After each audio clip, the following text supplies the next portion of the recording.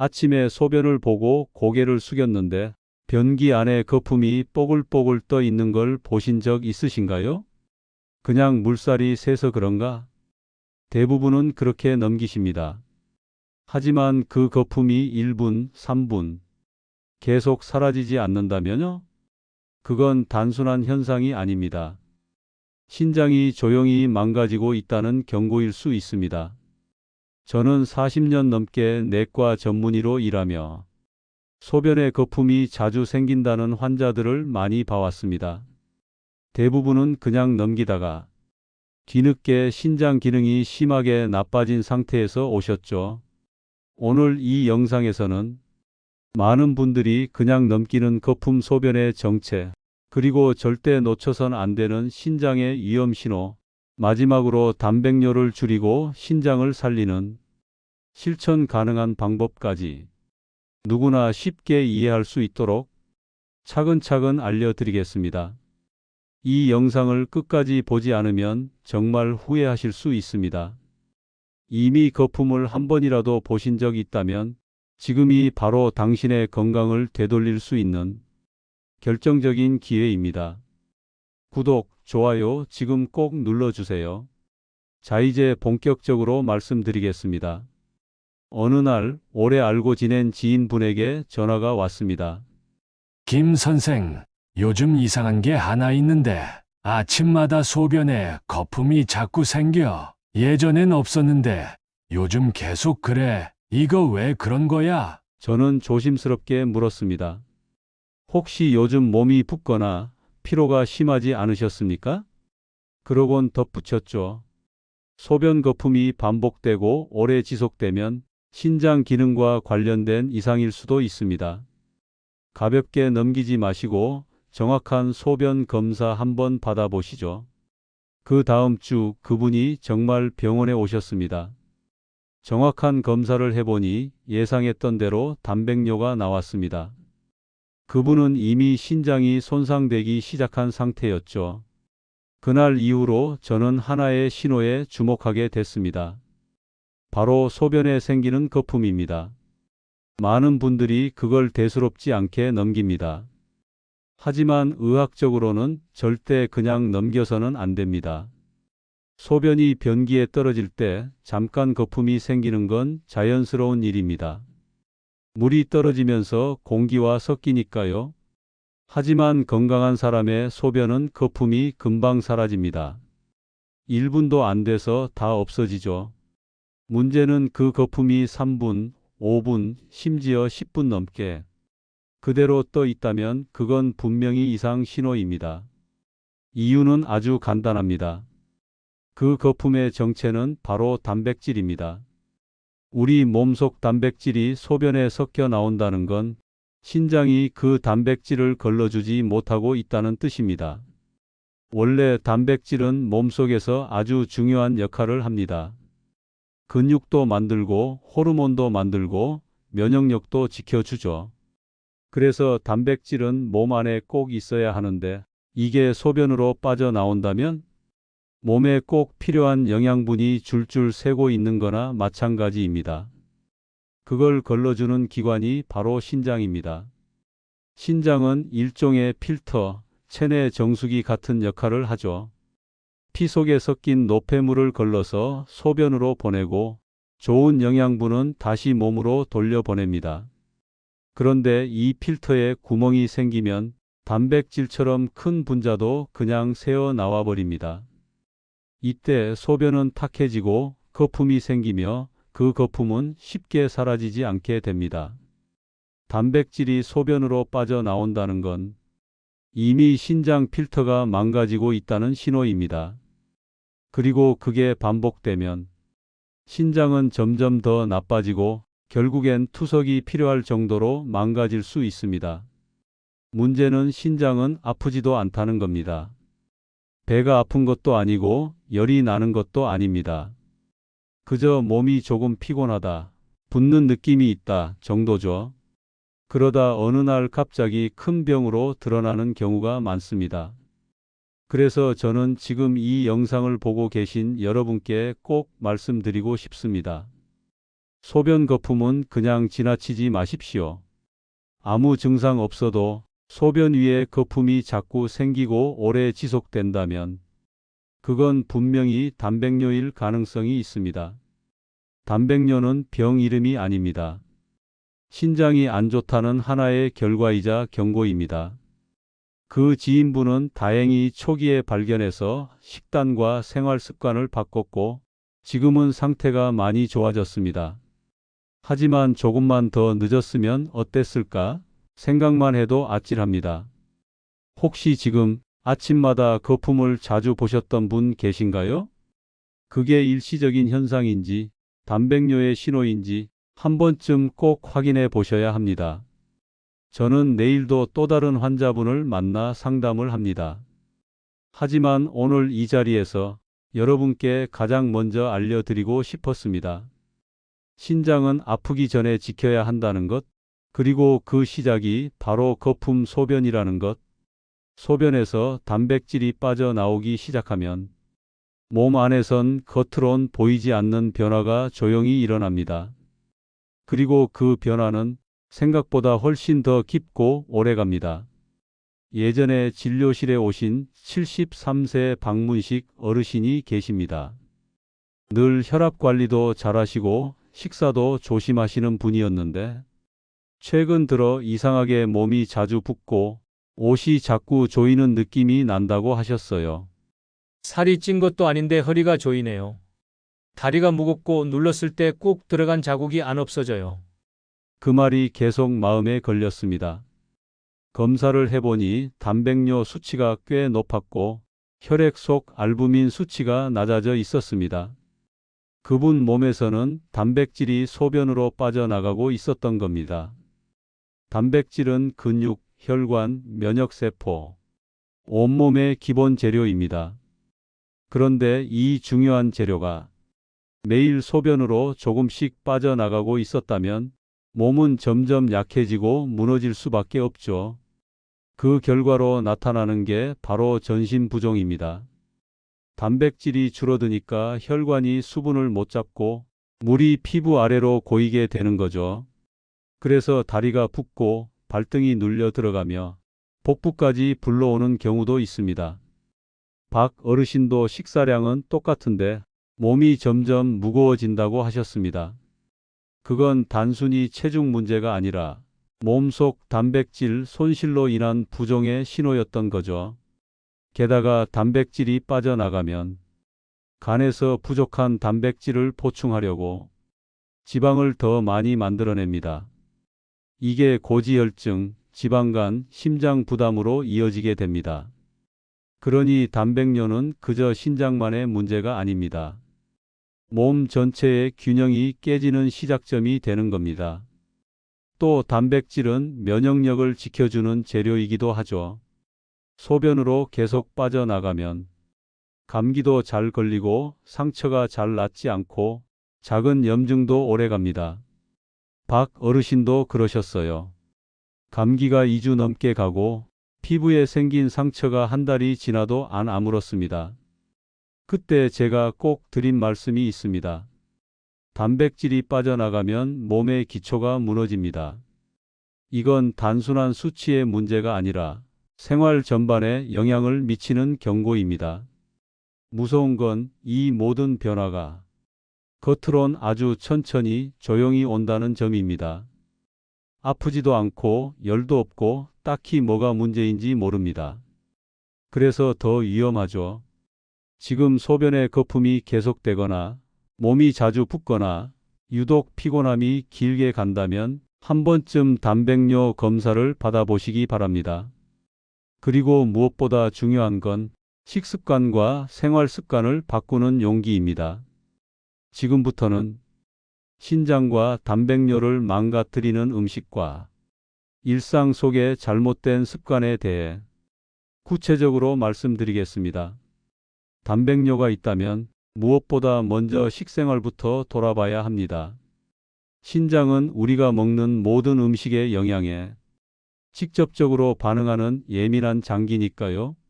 진료실에서 가장 자주 듣는 말이 있습니다.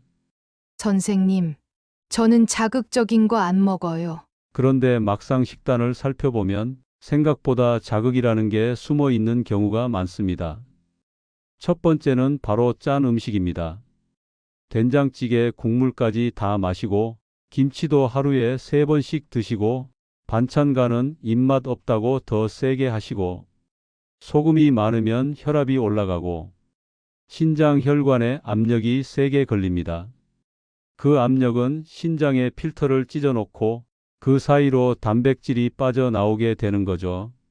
특히 단백뇨가 있는 분은 소금 섭취를 줄이는 것만으로도 신장의 부담을 확 줄일 수 있습니다. 두 번째는 달고 끈적한 음식입니다.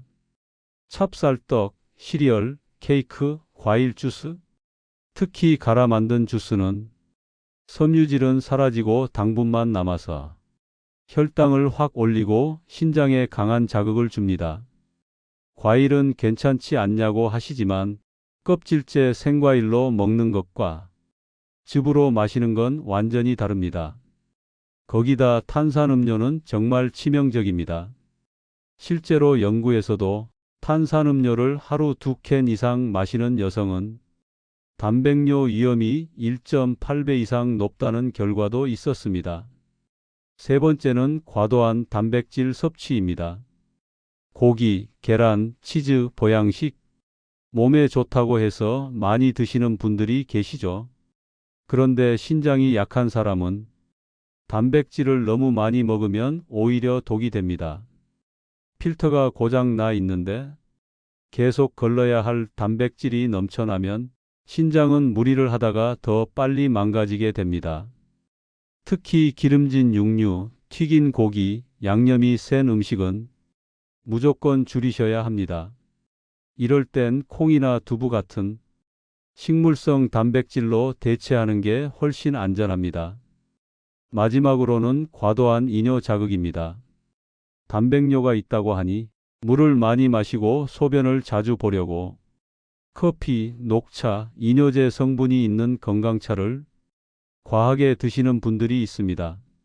하지만 이건 오히려 신장에 과부하를 주는 행동입니다. 이미 약해진 신장을 더 밀어붙이면 수분만 빠지고 정작 필요한 영양분까지 같이 손실될 수 있습니다. 커피나 녹차는 하루 한두 잔이면 충분합니다. 몸에 좋다고 무조건 많이 마시는 건 약도 아니고 독도 될 수 있다는 거죠. 정리하자면 이렇습니다. 짠 음식 줄이고 단 건 생과일로, 고기는 가볍게, 커피는 적당히. 이게 바로 신장을 살리는 식습관의 기본입니다. 지금 식탁 위에 올라오는 반찬 하나, 입에 넣는 간식 하나가 내 신장을 살릴 수도 더 망칠 수도 있습니다. 지금부터라도 바꿀 수 있습니다. 아직 늦지 않았습니다.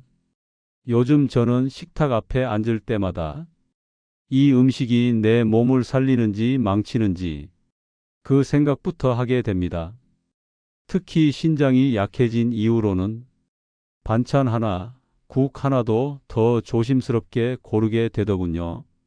그 중에서도 신장을 편안하게 해주고 단백뇨를 줄이는 데 도움이 되는 음식들이 있습니다.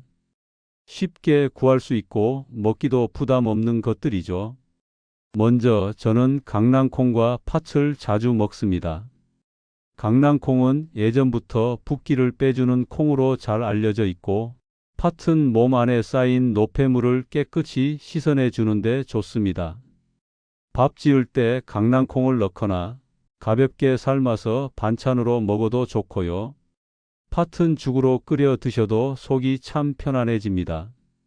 이 두 가지를 꾸준히 먹고 나면 다리 붓는 게 줄어들고 몸이 가벼워지는 걸 직접 느낄 수 있습니다. 그 다음은 검은 콩과 율무입니다. 검은 콩, 특히 속이 노란 서리태는 예전부터 약콩이라고 불릴 만큼 몸속 독소를 빼주고 속을 맑게 해주는데 좋은 식품이에요. 콩을 싫어하는 분도 계시지만 밥에 넣어 지으면 씹는 맛이 고소해서 금세 익숙해지십니다. 필요할 때 검은 콩을 드시면 몸이 훨씬 덜 무겁고 입맛도 조금씩 돌아옵니다. 율무는 특히 붓기와 몸살 기운 있을 때 도움이 됩니다. 제가 환자분들께 권해드리면 예전엔 그냥 잡곡인 줄 알았는데 이걸 먹고 나서 밤에 다리가 덜 저려요. 그렇게 말씀하시는 분들이 많습니다. 저도 집에서 율무를 볶아 보리차처럼 마시는데요. 은은하게 고소한 맛이 나면서 속도 따뜻하고 편안해집니다. 그리고 하나 더, 요즘 어르신들이 많이 찾는 옥수수 수염차도 좋습니다. 시중에서도 쉽게 구할 수 있고 부드럽고 부담 없이 마실 수 있는 차죠.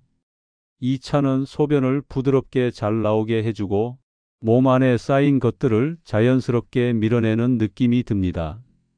하루 한두 잔씩 마시다 보면 다리 붓는 것도 덜하고 속이 묵직한 게 가라앉습니다. 하지만 이런 음식들을 약처럼 생각하실 필요는 없습니다. 억지로 꾸역꾸역 드시기보다는 평소 식사 속에서 자연스럽게 챙겨 드시는 게 가장 좋습니다.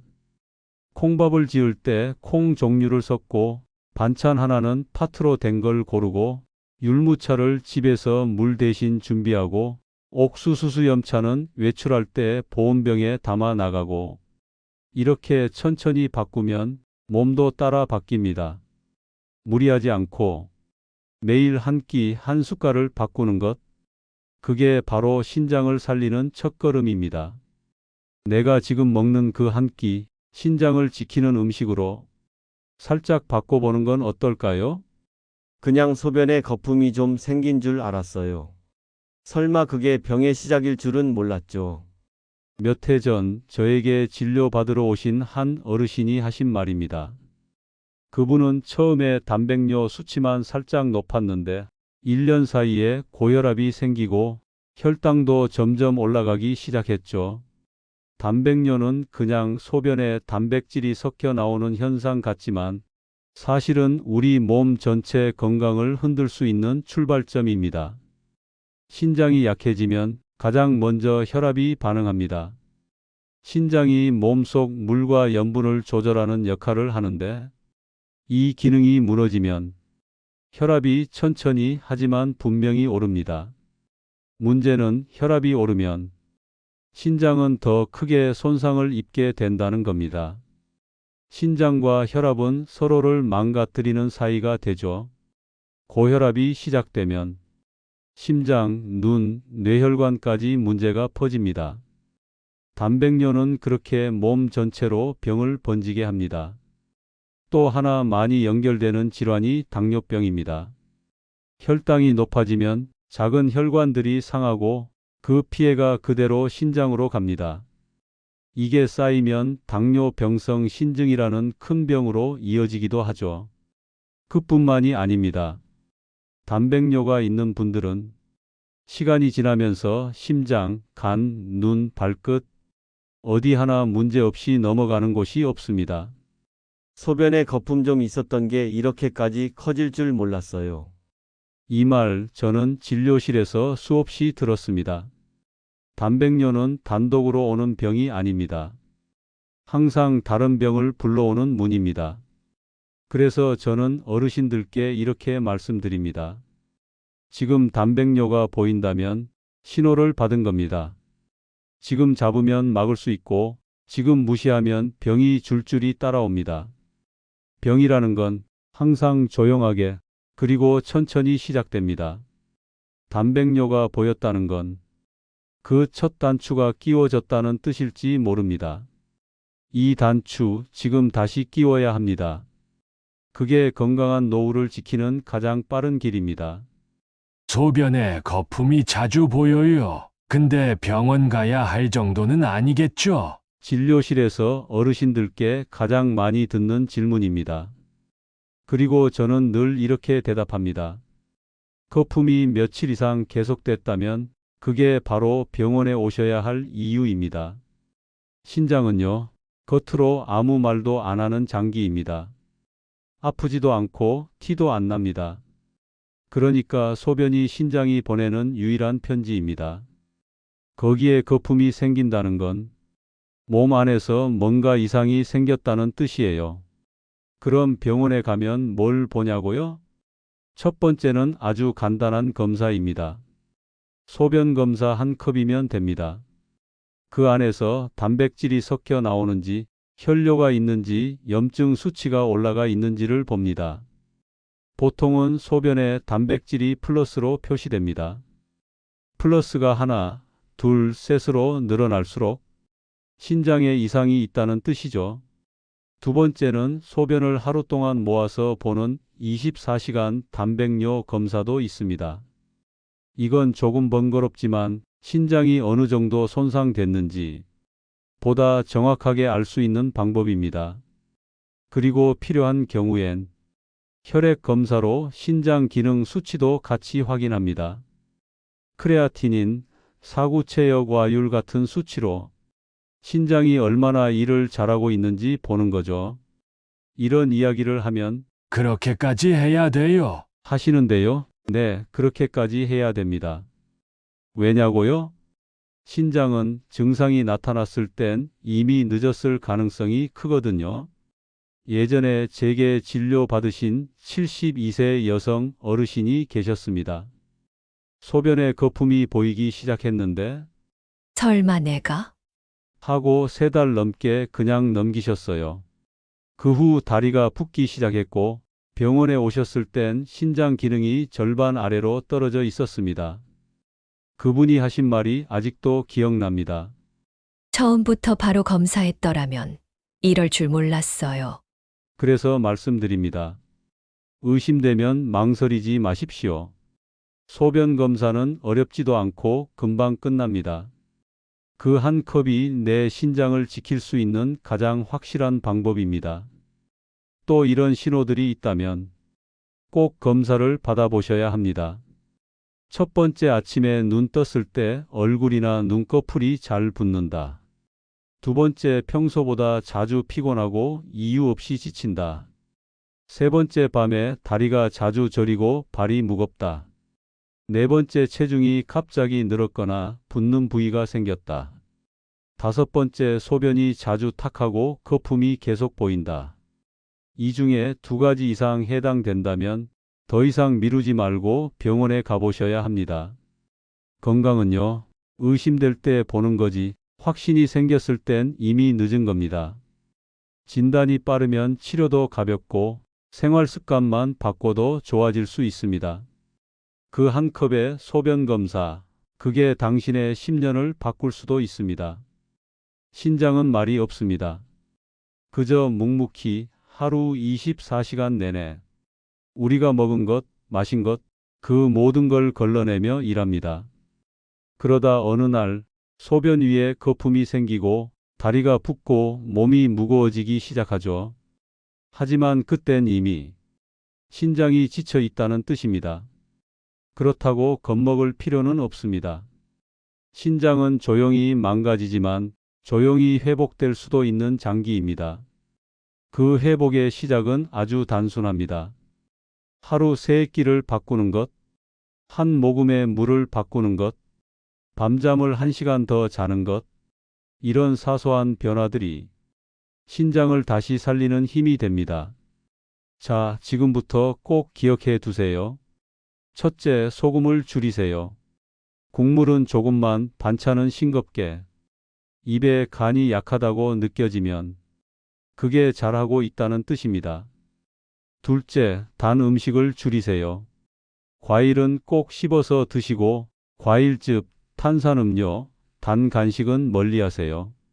달콤함은 잠깐이지만 그 부담은 오랫동안 신장이 안고 갑니다. 셋째, 과한 단백질 섭취는 조심하세요. 고기보다는 두부나 콩으로, 기름진 고기, 양념 센 음식은 줄이고 심플하게 담백하게 드세요. 넷째, 커피나 건강차는 적당히. 물 대신 마신다고 하루 3잔 넘기지 마시고 녹차, 커피는 하루 1~2잔이면 충분합니다. 다섯째, 몸이 보내는 신호를 무시하지 마세요. 소변에 거품이 생긴다. 몸이 붓는다. 그럼 그냥 넘기지 말고 꼭 한번 소변 검사 받아보세요. 제가 지금까지 수많은 환자들을 보면서 느낀 건 기적은 큰 약에서 일어나는 게 아니라 작은 실천에서 일어난다는 사실이었습니다. 지금 듣고 계신 분 중에 난 이미 늦은 거 아닐까? 그렇게 생각하시는 분이 있다면 말씀드리고 싶습니다. 절대 늦지 않았습니다. 내 몸의 소리에 귀 기울이고 내가 나를 돌보는 그 순간부터 건강은 다시 돌아옵니다. 이 영상이 마음에 드셨다면 지금 바로 좋아요 버튼 눌러주세요. 그리고 혹시 이 영상이 가족이나 친구 중 누군가에게 도움이 될 것 같다. 그런 분이 떠오르신다면 공유도 해주시길 바랍니다.